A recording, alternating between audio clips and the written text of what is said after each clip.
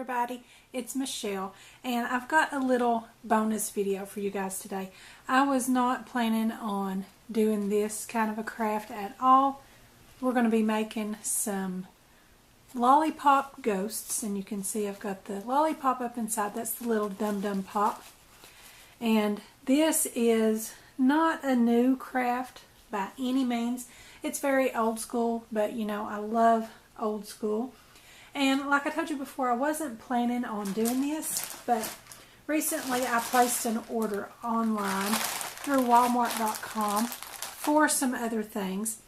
And this giant bag of dum-dum pops was not at all what I ordered. They sent this by mistake, and when I called in to report the mistake, they issued my original item to be sent to me, and they told me to go ahead and keep this bag of dum-dum pops.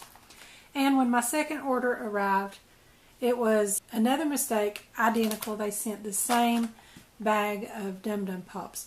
So again, they said go ahead and keep that, but this time they weren't willing to try to place that order again. They said that something was wrong on the website, so they just went ahead and refunded my money. But I ended up with 2 free bags of dum-dum pops. So I decided if I get free dum-dum pops, then you guys should at least get a bonus video, right? So I thought we would do this with the Lollipop Ghosts. I remember these from when I was a child, and they did this for trick-or-treaters, and it is so simple and easy and cute, and I always just loved getting those. And I'm telling you guys, those old crafts I just really love. I never want to let them go. So we're going a little old school today, and we're going to do Lollipop Ghosts. And as you can tell, I have used coffee filters. We're going to use 2 for one ghost because they are a little bit see-through and you can see the color of the wrapper. So I doubled up and used 2. And those are the 8 to 12 cup size. And that works out just perfectly, so that's going to be great. And we'll get 1 of our dum-dum pops. And I'm going to use some white cording, and I just use that to tie around his neck and hold the whole thing together. And if you guys want to mix that up and use some colorful ribbons around his neck, that's great too, but I like to keep it all white and very ghostly looking, so whatever you want on your ghosts is going to be perfect. So I'm just going to unwrap a little bit of my cording here. Any cording you want to use, twine or anything like that. Okay, so I'm just going to cut off a length, probably I guess a little better than a foot there.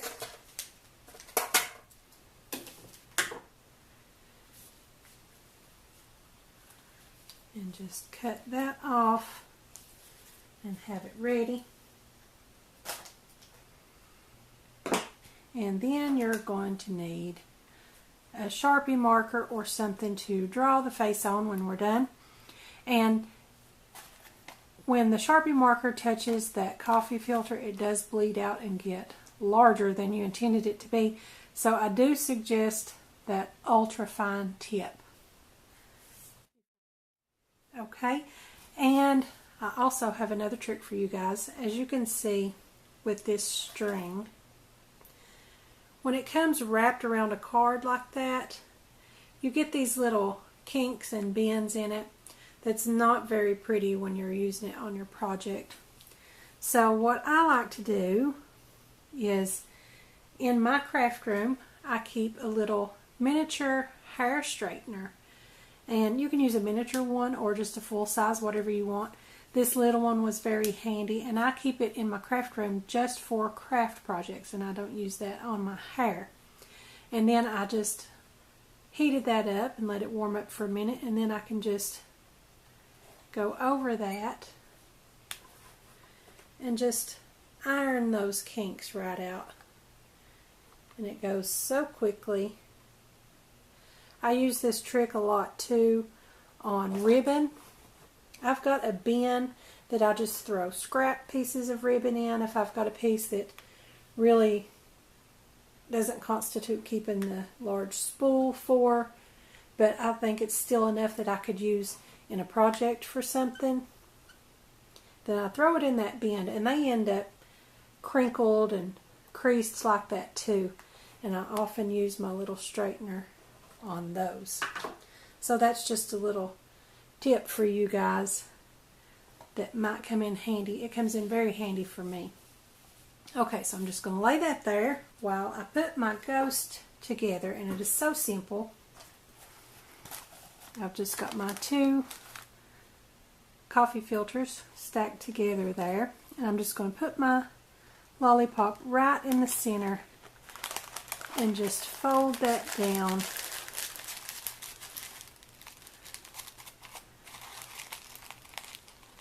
And then as you kind of squeeze it together, you want to make sure you've got it fairly even at the bottom, because if you've got it pretty even, then your ghosts are going to be able to stand up like this here. And then when you got it wrapped, just give it a little squeeze around the neck. And if you wanted to, you could put a rubber band or something around this part, but I really prefer not to do that. If it's very small children that are coming through to trick or treat, that could be a choking hazard for them. So I like to make sure and not put any sort of rubber band or anything on that. Just give it a little squeeze, and that'll hold in place until you can get your twine wrapped around. And then we're just going to tie that right around his neck. And again, for the little children, if you have very small trick-or-treaters, I like to make sure that I don't tie a knot. I like to just do the one loop around and then tie my bow. Usually, in most cases, I would like to double knot my bow to secure it and make sure it doesn't come undone. But in this case, I want it to be very easy, that the trick-or-treater can just pull one string and undo that bow to get their lollipop out. So in this case, we're not going to tie a knot. We're just going to do the bow and not secure that any further. And then when you're happy with your bow, just clip the ends so that they're not any longer than the bottom of the coffee filter. That way they don't drag. Okay, and then we're going to take our Sharpie marker with the ultra fine tip and just draw on a face.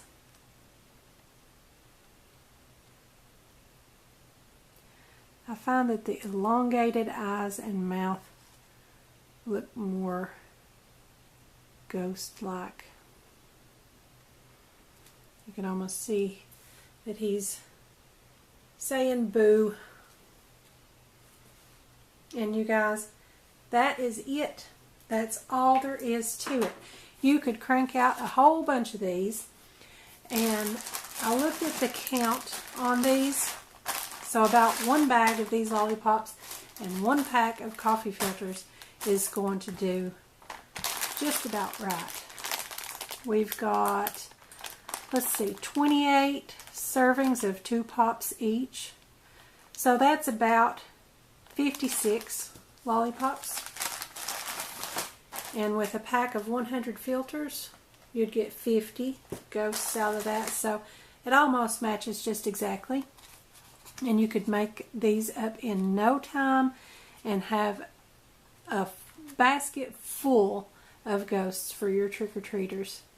And again, I like the old school crafts and I want to keep those alive. So I think these are really, really cute, and I think the trick-or-treaters will think so too.